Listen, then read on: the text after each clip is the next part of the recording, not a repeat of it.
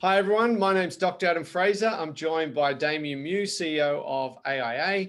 And this video is to talk about a research project we're collaborating on called the Advisor Voice, which is a study into the mental health and well-being of financial advisors in Australia.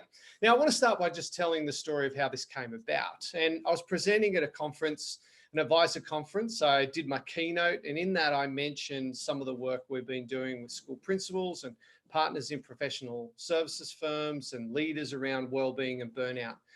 And afterwards, I was literally bailed up by 6 advisors. And they said, you got to start doing this stuff for us. And I said, what do you mean? And they said, well, we've been through so much change. Like it's taking its toll on us. We're really suffering. And they talked about 12 suicides that had occurred that year in the industry, which I had no understanding of, and it really struck me. And actually a couple of things struck me. Number one was that all these guys were 50+ males who typically don't ask for help. So that had an impact. And the second one was how emotional they were about this issue.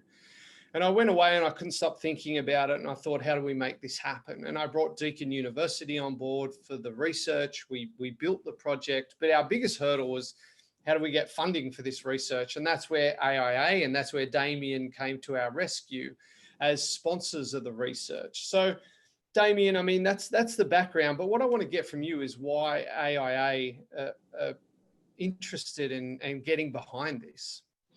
Yeah, thanks, Adam, and well done on doing this important piece of work, man. It's really important, and why we wanted to get behind is on a couple of simple levels, really. One is starting with advisors. You know, we are acutely aware of the important role that advisors play in society, in helping Australians and their families. And part of the reason they are feeling the burden is because they take that responsibility on for their clients of worrying about them and caring for them. We see that, right? And I talk to many advisors every day. And so, you know, making sure that we're doing what we can to understand what advisors are going through and how we can, you know, help support them more, and actually, you know, bring to life the tools that they're using to either get through, and those that are doing well, share them with others, or identify areas where we can, you know, find some tools and programs and interventions to help, because we need advisors to be healthy and well so that they can continue to play an important role for them and their families, but also for Australian society. And, you know, ultimately, as you know, at AIA, we've got a simple dream, mate, and it's a simple dream, but it's a difficult one. We want to champion Australia to be one of the healthiest and best protected nations in the world, and that is a partnership that we share with advisors. So when you talk about those alarming conversations you had, I'm having them too. And so we've just got to do the right thing and see what we can do to help together, mate. Well, actually, that leads me to 2 things. Number one, first of all, to articulate what we're trying to achieve. And we're trying to achieve 3 main things: is to understand what is the current state of mental health and wellbeing of advisors in Australia, like actually the facts and the figures around that. The second one is that the advisors that have good wellbeing, what are their habits and attitudes and behaviors? And the third one is that what are the mindsets and behaviors of advisors that are evolving to handle the massive disruption that they've gone through over the last 10 years? So they're the 3 things we're trying to achieve. But, you know, going back to your point, like, what are you hearing from advisors right now in terms of their well-being and how they're coping? So it's interesting because, you know, we've got to be, again, I think, you know, what we've got to be careful about is generalizing, right? And that's why doing the research is important, because it's varying. But there is definitely, you know, the consensus across the group of advisors that I've spoken to is that we've gone through significant change, disruption, and upheaval in terms of what's expected from us pretty much overnight. And constantly for the last 3 to 4 years. That's consistent. But then what is different is how people are dealing with that. And so I've got those that are really, you know, struggling with the change and how they continue to run their businesses, support their, and, you know, again, support their clients, right? That is front of mind. You know, how they continue to support their businesses, their families and their clients. And then I've got others that are saying, you know, this is a really great time for innovation, and I'm been able to change and adapt and look at how, you know, I look after myself, my team, you know, if they've got a practice, and also their clients, and it's helping them to build that. So we're seeing different things, but the consensus is that it is a very challenging time, and everyone's got their different ways of dealing with that. Yeah. And look, in terms of people watching this, the research is going to consist of two parts. So part A is a 15-minute survey that we want every advisor in Australia to fill out. Like we really want to understand where people sit.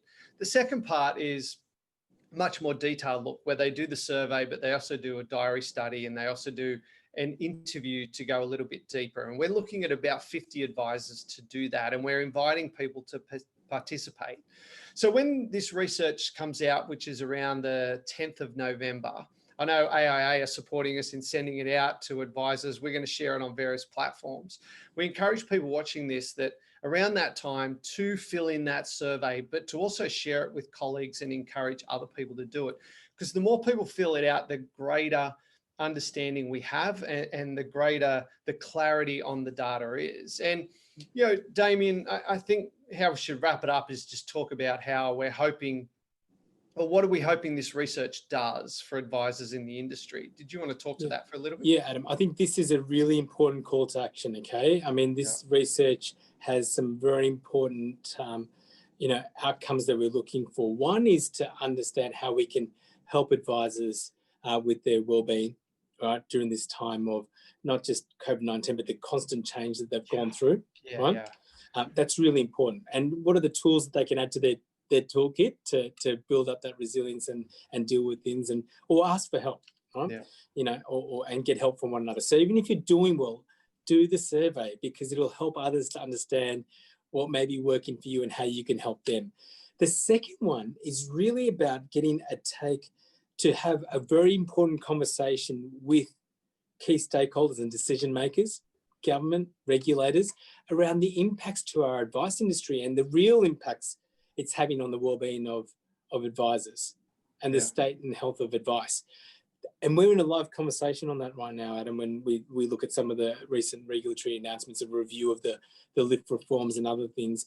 So this data is really important so that we can factually demonstrate what impact is being what impact is happening. So really important, Adam. But ultimately, you know, as I said, the first one is really about getting insights, as we are with the AIA team, of how we can survive, revive and thrive through this period. But importantly also have a really important data set point for conversations with key decision makers as a united voice. Yeah, I was going to add something to that, but I think you summarized that perfectly. And as you said, it really is a call to action. And whether you're struggling, whether you're nailing it, whether you're in between, we need to hear from you. And that's why it's called the advisor voice, is we need your voice. So this is our call to action. And just as I wrap up, I just want to say thank you to you for supporting this. And yeah, when I first was approached by advisors and I spoke to people in the industry who could have supported this, they all went, yeah, it's a great idea, and let us think about it. But we had a conversation with you guys, and I literally got halfway through the sentence and you went, yeah, we'll support that.